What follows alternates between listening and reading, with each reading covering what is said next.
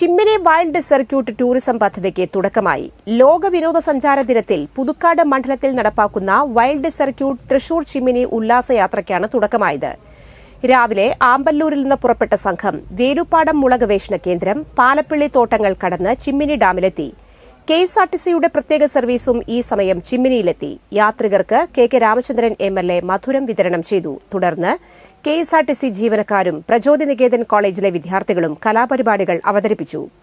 ഒന്നിച്ചുള്ള ഉച്ചഭക്ഷണത്തിനു ശേഷം എംഎൽഎയും സംഘവും മടങ്ങി.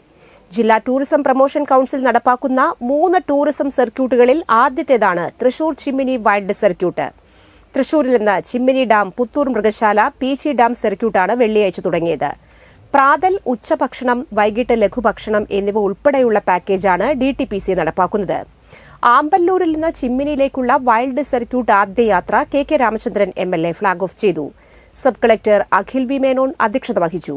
Kodakara block panchayat president MR Ranjith, DTPC secretary C Vijayaraj, ജില്ലാ പഞ്ചായത്ത് അംഗം ജനീഷ് പി ജോസ്, വരന്തരപ്പള്ളി ഗ്രാമപഞ്ചായത്ത് president Ajitha Sudhakaran, Alagappanagar grama panchayat president K Rajeshwari, Peechi wildlife warden V G Anilkumar തുടങ്ങിയവർ സംസാരിച്ചു. ഒക്ടോബർ 12, 13 ദിവസങ്ങളിൽ വൈൽഡ് സർക്യൂട്ട് പൂർണ്ണരൂപത്തിൽ ആദ്യ യാത്ര നടത്തുമെന്നും ഇതിന്റെ ബുക്കിംഗ് ആരംഭിച്ചതായും ഡിടിപിസി സെക്രട്ടറി സി വിജയരാജ് അറിയിച്ചു.